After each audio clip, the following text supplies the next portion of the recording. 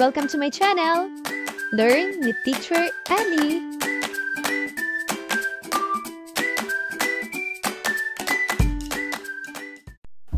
GMRC, Grade 5, ikatlong markahan, ika-4 na linggo, unang araw. Tukuyin ang magiging epekto sa sariling kilos mula sa emosyong magaganap sa mga halimbawang sitwasyon. Iguhit ang masayang mukha kung ito ay mabuting epekto. Isulat naman ang malungkot na mukha kung hindi.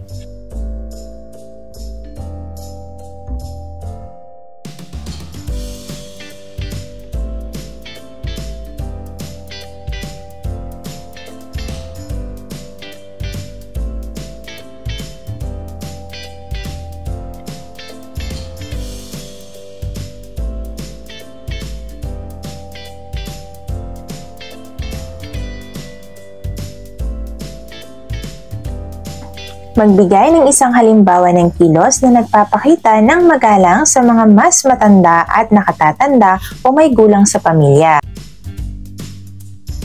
Ating talakayin ang mga dahilan kung bakit mahalaga na magkaroon ng pakikipagkapwa o makipag-ugnayan sa mga nakatatanda. Pagkilala sa mga taong nakatatanda o may gulang. Ang mga nakatatanda o matatanda ay tinuturing na haligi ng ating pamilya at lipunan. Sila ay may malawak na karanasan, karunungan at kaalaman na maaaring maging gabay sa mga mas nakababatang henerasyon. Ang pagbibigay galang, pagkilala at pakikipag-ugnayan sa kanila ay hindi lamang pagpapakita ng mabuting asal kundi isang mahalagang tungkulin ng bawat mamamayan. Republic Act No. 9994 o Expanded Senior Citizens Act of 2010. Ang batas na ito ay nagbibigay ng mas malawak na benepisyo at proteksyon sa mga senior citizens. Kabilang dito ang disenteng pamumuhay sa pamamagitan ng diskwento at exemption sa buwis sa ilang produkto at serbisyo. Libreng serbisyong medikal at iba pang pangangalagang pangkalusugan. Mga programang panlipunan na layong mapanatili ang kanilang dignidad at kapakanan. Ipinapakita ng RA 9994 na kinikilala ng pamahalaan ang malaking papel ng mga nakatatanda sa lipunan at tinitiyak na sila ay mabibigyan ng sapat na respeto at proteksyon. Narito naman ang mga dahilan kung bakit mahalaga na magkaroon ng pagkikipagkapwa o makipag-ugnayan sa mga nakatatanda. Una, pagpapahalaga sa karunungan at karanasan. Malaki ang maituturo ng mga nakatatanda sa larangan ng pamumuhay, trabaho at ugnayang panlipunan. Pagpapakita ng respeto at pagmamahal. Ang pakikipag-ugnayan sa kanila ay nagpaparamdam ng kanilang kahalagahan at hindi sila nalilimutan ng lipunan. Pagpapanatili ng kultura at tradisyon. Sila ang nagiging tulay upang mapanatili ang ating mga kaugalian, wika at paniniwala. Pang-apat, suporta sa kanilang kalusugan at emosyon. Ang pakikipagkapwa ay nakakatulong sa kanila upang hindi maramdaman ang kalungkutan o pagiging iwanan. At panglima, paglinang ng kabutihang asal sa kabataan. Ang pagkilala at paggalang sa nakatatanda ay nagtuturo ng disiplina at malasakit sa susunod na henerasyon. Ayusin ang 4 na parirala upang makabuo ng isang pangungusap.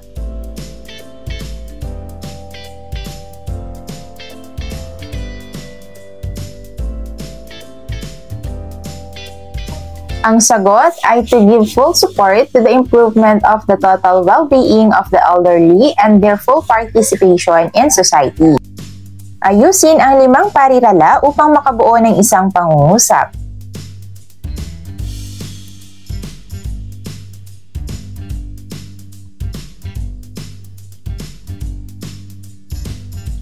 Ang sagot ay to recognize the rights of senior citizens to take their proper place in society and make it the concern of the family, community, and government.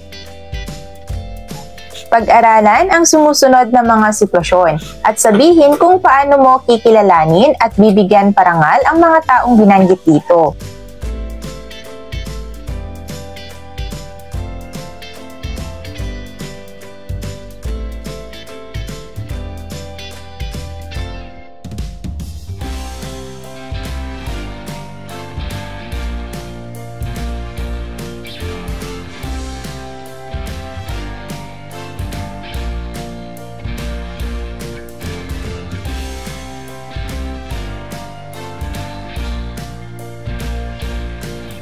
Ikalawang araw. Piliin at punan ang mga patlang ng sagot na tama. Isulat sa patlang ang mga tamang salita ng pangungusap.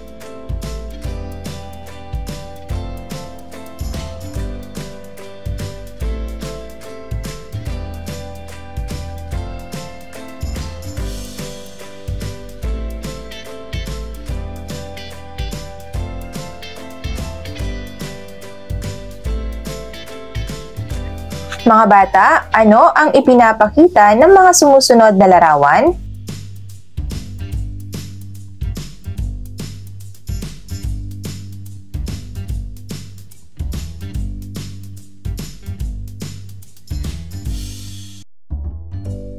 Ating talakayin ang mga dahilan kung bakit mahalaga na magkaroon ng pakikipagkapwa o makipag-ugnayan sa mga nakatatanda.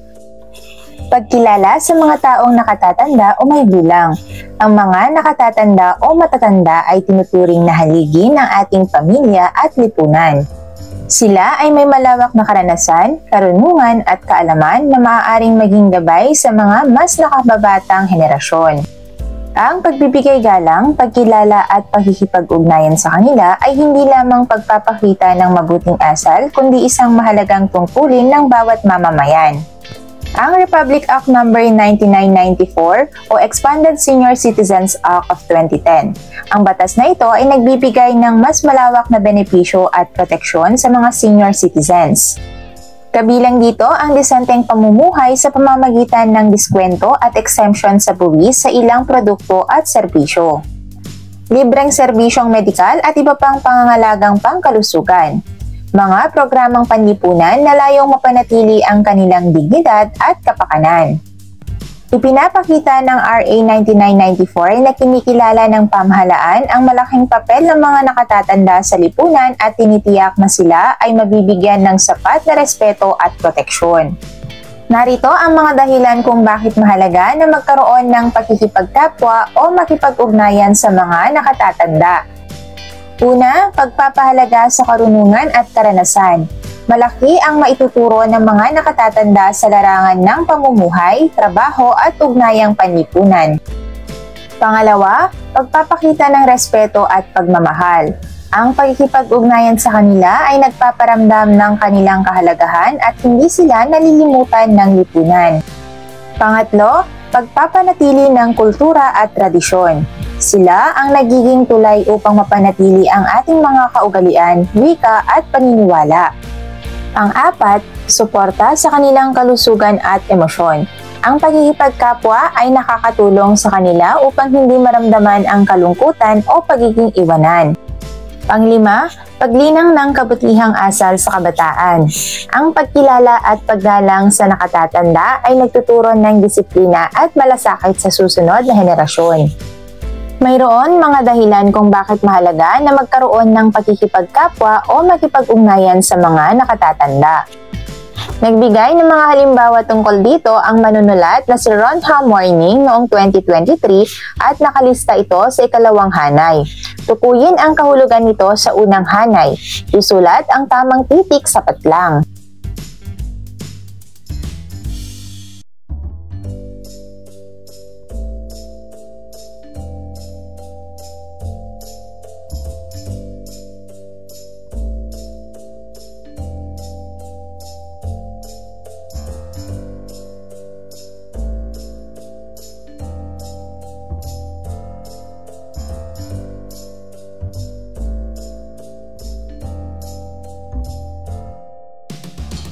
Ngayon, sagutin ang mga sumusunod na tanong.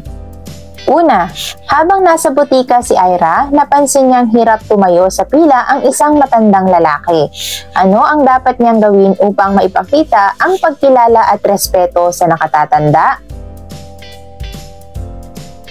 Pangalawa, si Kyle ay nakakita ng isang lolo na nahihirapan tumawid sa kalsada. Paano niya maipapakita ang kanyang pakikipagkapwa at malasakit sa sitwasyong ito? Pangatlo, habang nakasakay sa jeep si Mika, pumasok ang isang senior citizen na walang maupuan. Ano ang tamang dapat gawin ni Mika upang maipakita ang paggalang sa nakatatanda? Pang-apat, madalas nakasama ni Josh ang kanyang lola sa bahay.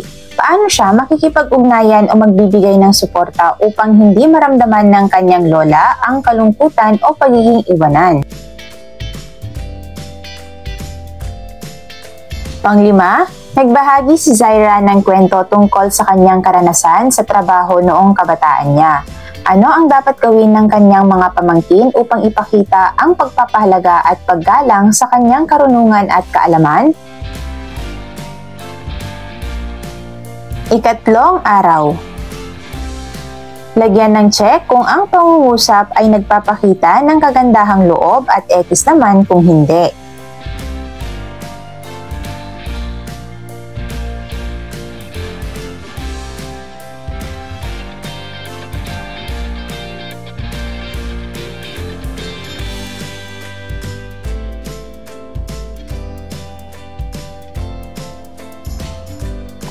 Paano mo kakausapin ang mga nasa larawan kung sila ang iyong lolo at lola? Mga paraan ng pakikipagkapwa sa mga nakakatanda. Nagbigay si Sentimental 2024 ng mga mungkahi at paraan ng pakikipagkapwa sa mga nakatatanda. Ayon sa kanya, mahalaga ang pagpapakita ng paggalang, malasakit at pag-unawa sa kanila dahil sila ay may malaking ambag sa ating pamilya at lipunan.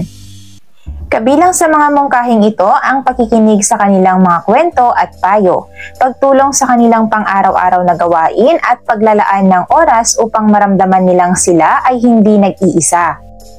Dagdag pa rito, binigyang diin din niya na ang pakikipag-usap ng magalang, pagbibigay ng suporta sa kanilang pangangailangan, at pagpapahalaga sa kanilang karanasan ay ilan sa mga konkretong paraan upang mapalalim ang ugnayan sa mga nakatatanda.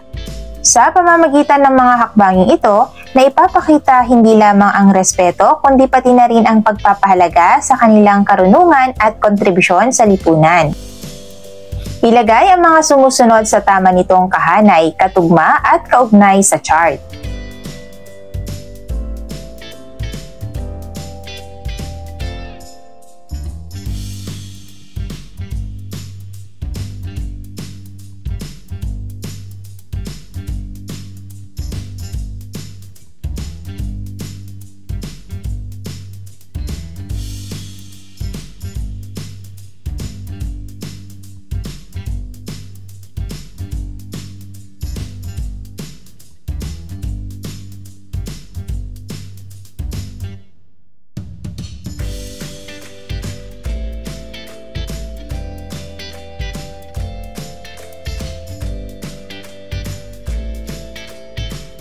Mula sa gawain, pumili ng isa mula sa 5 paraan ng pakikipagkapwa sa mga nakakatanda. Paano mo ito tunay na isasagawa sa iyong tahanan?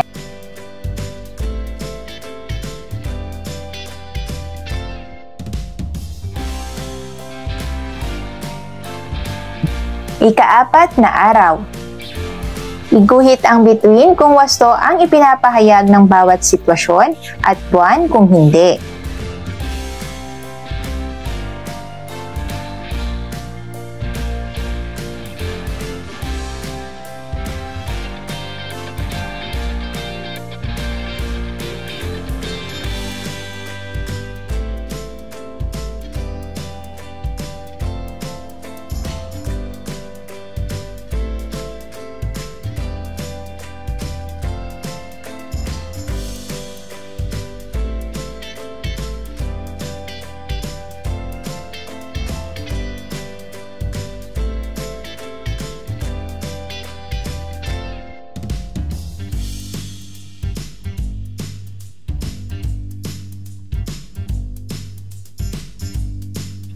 Sagutin ang mga sumusunod na tanong. Una, bakit mahalagang bigyan ng oras at atensyon ang mga nakatatanda kahit abala tayo sa ating sariling gawain? Pangalawa, bakit nakatutulong ang simpleng pakikinig sa mga kwento ng nakatatanda sa pagpapatibay ng ating relasyon sa kanila? Pangatlo, bakit kailangang ipakita sa gawa at hindi lang sa salita ang respeto at malasakit sa mga nakatatanda? Ating talakayin ang mga paraan ng pakikipagkapwa sa mga nakakatanda. Nagbigay si Sentimental 2024 ng mga mungkahi at paraan ng pakikipagkapwa sa mga nakatatanda. Ayon sa kanya, mahalaga ang pagpapakita ng paggalang, malasakit at pag-unawa sa kanila dahil sila ay may malaking ambag sa ating pamilya at lipunan. Kabilang sa mga mungkahing ito ang pagkikinig sa kanilang mga kwento at payo, pagtulong sa kanilang pang-araw-araw na gawain at paglalaan ng oras upang maramdaman nilang sila ay hindi nag-iisa. Dagdag pa rito, binigyang diin din niya na ang pagkikipag-usap ng magalang, pagbibigay ng suporta sa kanilang pangangailangan, at pagpapahalaga sa kanilang karanasan ay ilan sa mga konkretong paraan upang mapalalim ang ugnayan sa mga nakatatanda. Sa pamamagitan ng mga hakbanging ito, na ipapakita hindi lamang ang respeto, kundi pati na rin ang pagpapahalaga sa kanilang karunungan at kontribusyon sa lipunan. Ngayon mga bata, magbigay ng 3 tamang paraan ng pakikipagkapwa sa mga nakakatanda.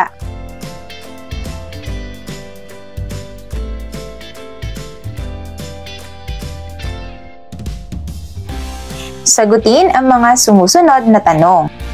Una, kung may nakatatanda sa inyong tahanan na hirap sa paglalakad, paano mo maipapakita ang iyong pakikipagkapwa sa kanya? Pangalawa, isang nakatatanda sa inyong komunidad ang madalas mag-isa at walang makausap. Ano ang iyong gagawin upang ipakita ang malasakit?